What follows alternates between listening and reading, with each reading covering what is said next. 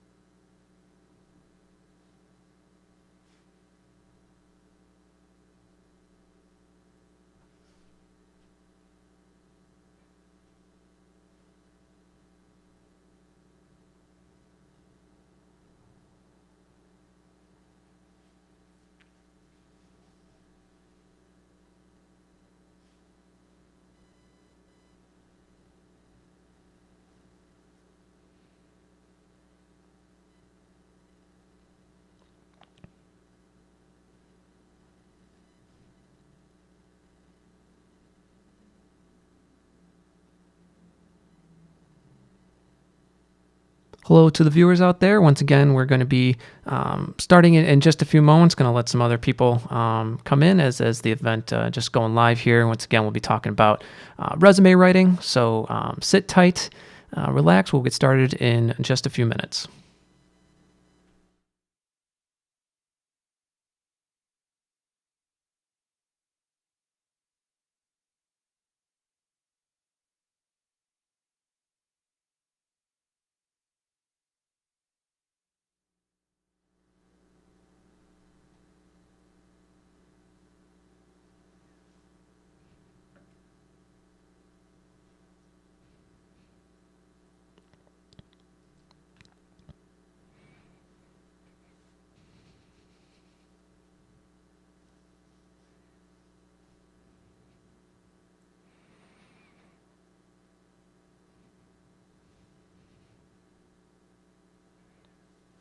Okay, so I think we're set to get started here.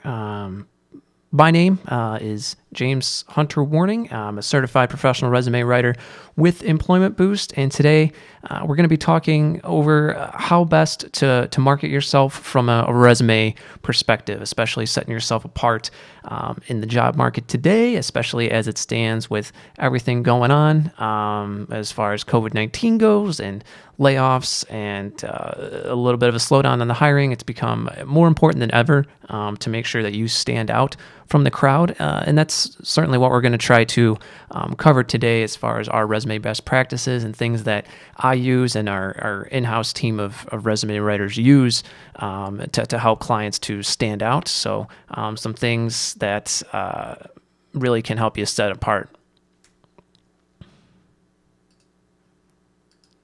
So a little bit about Employment Boost. We are a full-service outplacement career coaching resume writing firm. So everything that you would need, to take you from where you are in your career to where you want to go, we offer it. So we are headquartered in Troy, Michigan, just outside of Detroit, but we also have offices in Chicago, Cleveland, Denver, and we service the New York City area as well.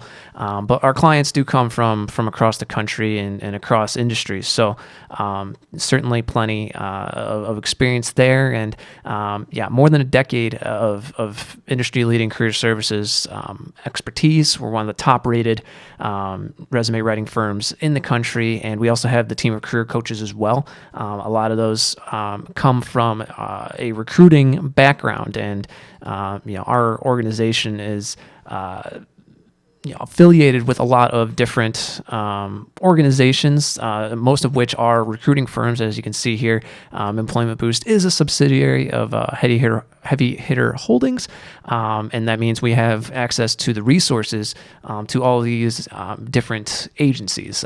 So for more than 15 years, they've been collecting data and keeping a pulse on what's going on in the industry, and we get to leverage those insights to help people know what's working and what's not, and what the best approach is. So certainly some things to keep in mind there, that it's not just it's not just words. These are insights from the industry, from the front lines. They're talking with people who are doing the hiring and the people who want the job as well. So a lot of good information coming from across the company. So again, today we're going to be talking a little bit about resumes and kind of breaking down what a resume is and the different parts that come with it, and why it's important to understand those parts and their functions and what works and what doesn't for each area. I'll also go through some resume tips and some common mistakes that the team and I see, and then I'll be open for questions once we finish up. But some other things maybe that come up, I'll be able to answer some questions on things maybe that weren't touched upon, or if we have some resources, I can certainly point you in the right direction.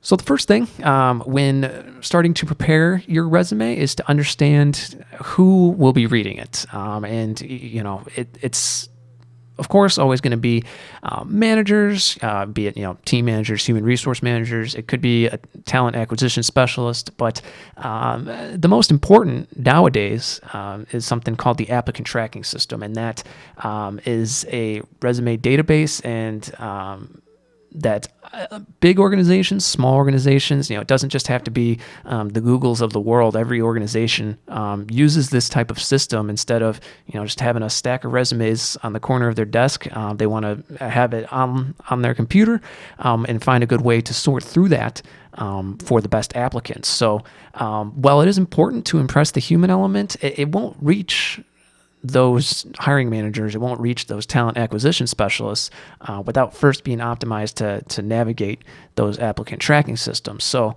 it's important to keep that in mind as you're writing, as far as word choice goes, and this is really big when it comes to keywords and helping you get to that human element from there.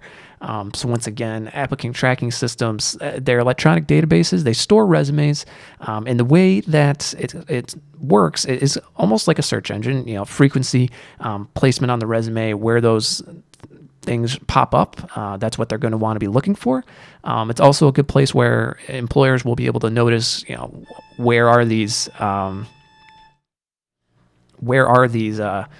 applicants coming from, their education, certifications. It's able to scan for all of those things.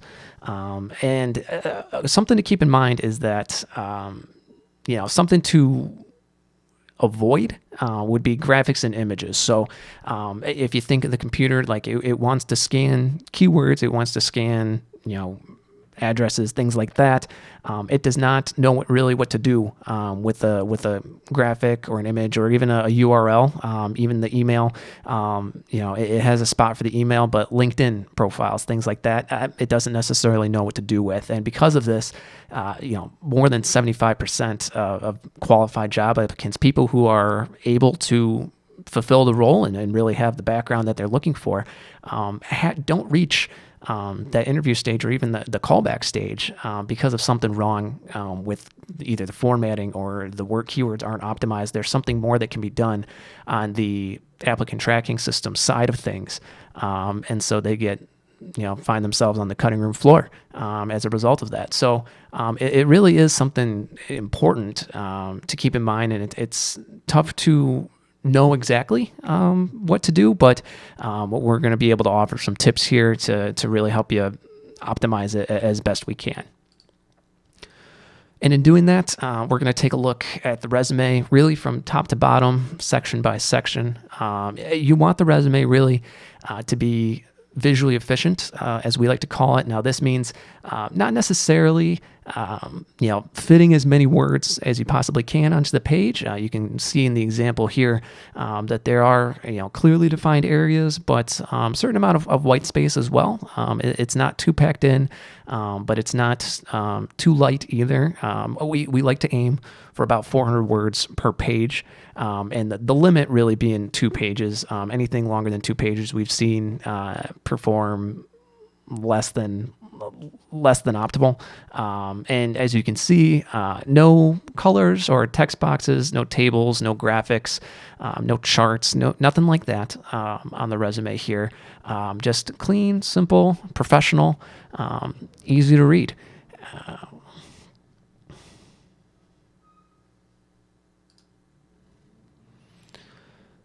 So towards the beginning, you see, obviously, we have this kind of redacted here, but you want your name and some contact information as well. They have to be able to reach out to you if they want to talk to you about the roles. So make sure you have at least a good phone number to reach you, and an email address. You also, if you're going to be applying to roles, you want to have your at least city, state, and zip. You don't necessarily need the street number and address, but it's always good to have. But if places are going to be geofiltering based on nearby applicants as opposed to someone from the other side of the country, that might give you a leg up. So something to keep in mind there. But the bulk of the writing in this area, we have kind of what we call our professional summary, and then the areas of expertise as well. Both areas are enormous when it comes to the value they bring in navigating those applicant tracking systems and making sure that your profile stands out from the rest. If it is packed with those keywords, it is going to get to that first line of human defense, right? The human resources people. And they are still, even then, only going to take a couple of seconds, 10 seconds, 12 seconds at the most to see what you bring to the table. And so this is a great way to highlight that as best you can. So this may remind people of the objective statement, and that we've seen kind of fall by the wayside in favor of this more expanded upon version. It's about 3 or 4 sentences that really pack in some keywords, and you can see here, agile methodologies, Lean Six Sigma, cross-functional team leadership. I see Scrum Master in there. So a lot of things that, this as senior IT project manager, might be able to bring to the table and what they would be looking for in the role. And these terms come from the job description. So you can always scan the job description to look for the things that they're looking for. The same thing would go with the title. You want to make sure to match it as best you can because that's what they are looking for. They put it there exactly. And even if you're looking to make a change or even a leap up within the same field, this is a great place to state your intention to do that without, explicitly writing that. You can just have the title and show that this is where you're going. As far as the areas of expertise, you can see a lot of the same ideas as far as key terms go. So these would be all things that you'd find as far as job descriptions or other resumes that are in the field and some things that they're looking for. It just really helps get those key terms front and center. And as far as, scanning to find out the most important parts of the resume, these are 2 areas that are really going to stand out as far as that goes. So once you have your summary and your areas of expertise finished, you're going to want to move on to the body of the resume. This may look pretty familiar to people. This is probably what they're most associated with a resume. As you can see, keeping the company and then your job title as well. You have your dates and then you have some bullet points outlining what you were able to accomplish there. Now, something to keep in mind that we see a lot, especially as part of the resume reviews, the free resume reviews that we have at our website, is that a lot of people will submit information that looks like it was exactly the job description, and it reads like a job description. It reads more of a list of responsibilities as opposed to accomplishments. So that's kind of the great differentiator. It can really, make you stand out in that you can show what you specifically have been able to bring to an organization. Using quantitative metrics is always the best way to showcase this, but you can also think of it as process improvements, things that made anything run a little bit easier, a little bit smoother, saved a little bit of money. Anything like that is definitely a good way to showcase this. And still, using action verbs, strong, engaging writing, devised, migrated, things like that, leveraged, spearheaded, championed, those kinds of words, really helps grab the reader. Strong writing is still a big part of a resume and making sure that's effective. So these are things to keep in mind. You will notice, and we'll touch on it a little bit more down the line here, but as far as formatting goes, you'll notice that consistency really is key when it comes to showcasing these different roles. You want to make sure that it's as smooth a transition as possible. You want to be able to showcase your upward trajectory, through either an organization or up across different organizations, but with the roles. And you'll see that the consistent formatting here, we have months attributed to the dates of each role. We have that for both of them. If you're going to go with months, it should be the same across. Same thing, the title of the organization is bolded, then the location is not, and the title, bolded and italicized, keeping that the same. Same thing with the bullet points. We do have one sub-bullet in there, but otherwise, the distance between the words and the bullet points are the same. Trying to keep the two lines as best we can. Not always going to be the case, but as best you can. Just keeping things consistent. It enhances readability for the human element side of things, but for also applicant tracking systems, so it knows where to start reading and where to stop reading. So these clearly defined areas can be very helpful, and it just gives a nice, clean, professional look to the resume and keeping things consistent. And once you do that for your roles throughout your career, there's other things that belong on the resume. As far as education, that's probably the number one. You want to be strategic about where these go. It could be at the bottom for most professionals, people who have been in the workforce for a number of years. Education usually is a little while back at that point. And so keeping it towards the bottom is fine as long as it's on there. Certifications as well, that would be grouped in with that, even having this list of technical skills. Now, if you're a recent college graduate, or say you're making a transition and you just recently got some additional education or maybe an additional certification to help you push into that other direction, you might want to put that front and center towards the top, as it would be maybe the most recent and relevant experience for that transition. So making sure that that's at front of mind is where you're going to put that on the document. It can be very important. Once again, consistent formatting. You see that here as far as university and degree and how those are formatted, how the different sections are formatted. This is key for the system being able to pick that up.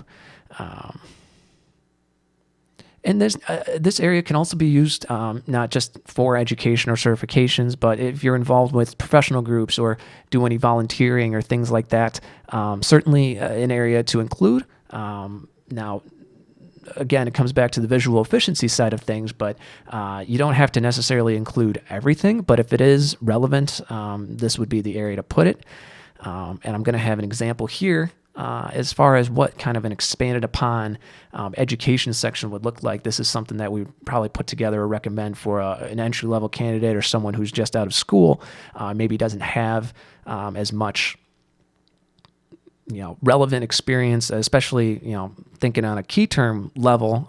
Being able to highlight coursework is certainly something that can help point in that right direction. So here we built out some coursework there, some projects that they worked on, in lieu of projects within a professional role. Same thing would apply here with education, and then involvement again, something that could grow as time goes on, and you can kind of move this away from education and maybe keep it in its own section as you move throughout your career. But just an example of how we are able to expand these sections while also, again, keeping an eye on formatting, and so that which things belong to which area, and keeping it clear and consistent for people to read from there. So now we've kind of gone through the resume top to bottom there, and some common things that we'll see is, as I said, starting with that objective statement instead of the summary. It's not as expanded upon, and usually the objective statement ends up being, I want to find a place that'll help me grow and use my skills. But that's something really that doesn't set you apart. That's something that everybody would like to do with their new role. So being able to expand on either why or what you bring to the table that will get you into that new role, that will get you to grow and maybe help an organization, you should opt for the summary as far as that goes. Making sure that the information on the document is relevant. It doesn't have to be a laundry list of everything you've ever accomplished in your roles. It doesn't have to be all the roles. Could for people with more than 20 years of experience, we usually end up minimizing some of those earlier roles at this point beyond 2000. Not always the most relevant information, and we want to maintain that visual efficiency. So making sure you can decide which information is relevant and which ones are not, it can go a long way. And you can look to the job descriptions for that to kind of give you some guidance as far as what they're looking for. Again, as far as the job descriptions go, you want to stay away from just listing the responsibilities and focus on accomplishments. Too many people don't think of what they do day to day as accomplishments, but anything that you've been able to do to bring value to the organization is something you'd want to showcase on the resume. And it's really what sets you apart, and it doesn't matter what field or what level of the organization you're at. Being able to improve processes and improve the way things are done is something that translates across all industries and all levels. So being able to showcase that is always paramount. And of course, spelling and grammar is still important. Typos will stand out to someone who's reading it. It's just not professional to have that kind of those kinds of mistakes.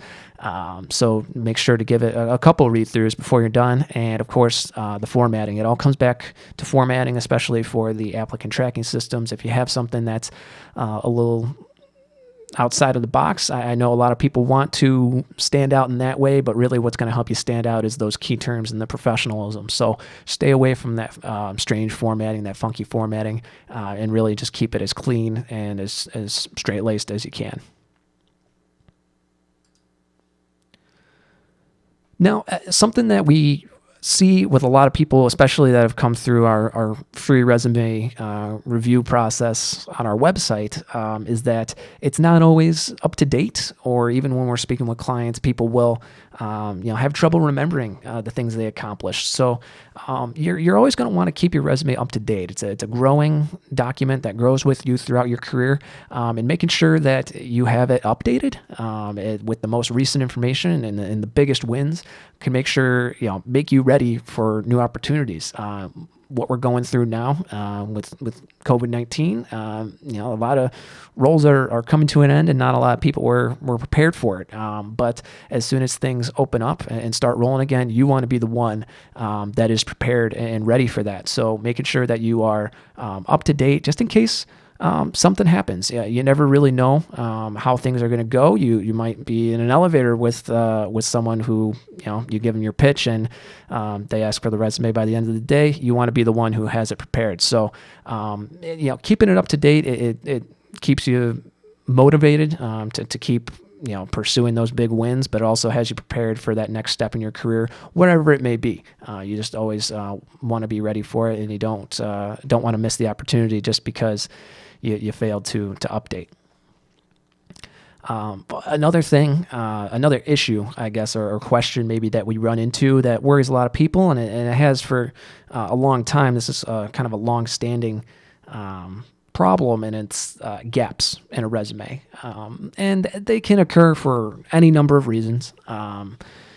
But it is important to make sure those gaps are filled, but you don't want to dance around it necessarily. Employers would love to see continuity, but they're going to question, why the gap. And the best policy, honesty is the best policy. You might have taken time off. A big one we see is time off to take care for a loved one, and that's certainly understandable. The human element definitely comes into play there, that they'll be able to see that and recognize that. Another thing is going back to school. That could definitely be the case. Could be taking care of your family. Anything like that. Just make sure that it's clear and concise. You don't have to necessarily include it as a part of the career trajectory. It might be something you want to put in that professional summary that we touched on earlier, but definitely something to not necessarily shy away from too much, but make sure that there is an explanation on the document for that gap.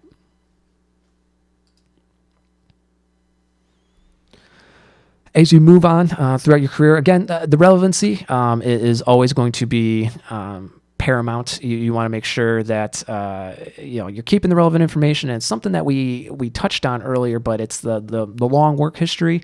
You don't have to have every role maybe that you've ever had. And this is not just with people who have had longer careers, but it's also with people who I'll see it with entry-level candidates. They have mowing lawns or scooping ice cream still on their resume that they're applying for jobs right out of school with, and those are just really not necessarily needed. Or even a couple years after they've been in the workforce, they still have their freshman year internship.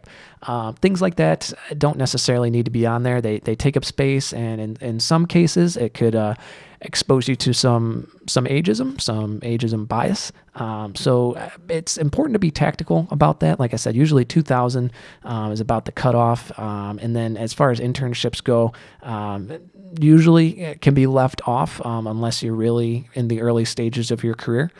But another thing to keep in mind as far as relevancy goes would be upgrading your skills. You don't necessarily need every, program maybe that you worked with, especially if things are transitioning to something else in the field. So you want to make sure you're upgrading your skills and making sure that is as up-to-date as possible and relevant. And you can certainly work outside of the role. There's a lot of resources out there to help you either refresh your skills or learn a new skill entirely that can help set you apart that maybe other people in the field aren't experts in, but you'll be able to promote that in yourself. So something always to keep in mind there in how to improve yourself and improve the performance of the document as you go along.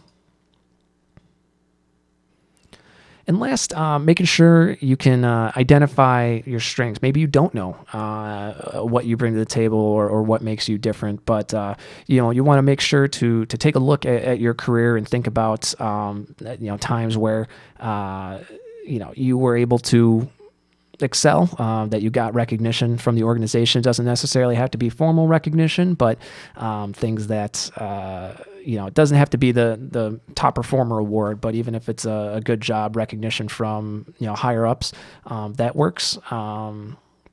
You can think about transferable skills as well. Kind of those softer skills, more often than not, is what that entails.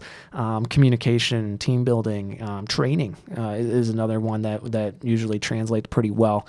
And then think about some things, that make you unique. Maybe within your team, some things that you were able to do, that not everyone else had, or responsibilities that you held because of certain things you were able to do or able to bring, or things maybe that you got called in to help with is always a good one as well. So things that make you unique, stand out. All of this can be used, this approach here, to help you identify your accomplishments and put them into words on the document in an efficient manner.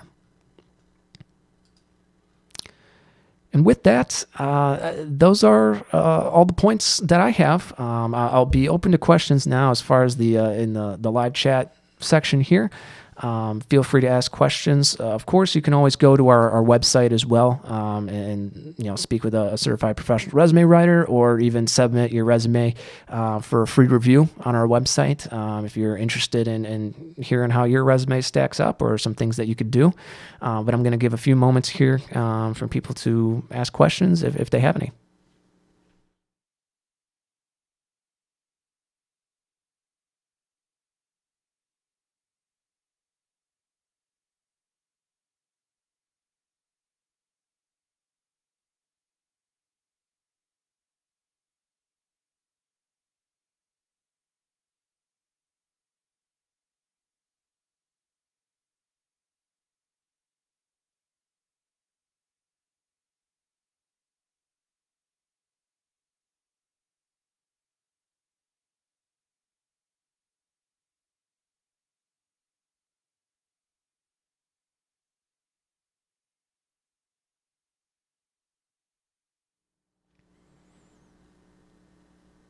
All right, looks like we're going to be closing out here. So thank you again on behalf of Employment Boost. This is James Hunter Warning, and make sure to check out our website if you have any other questions. Thanks, and have a great rest of your day.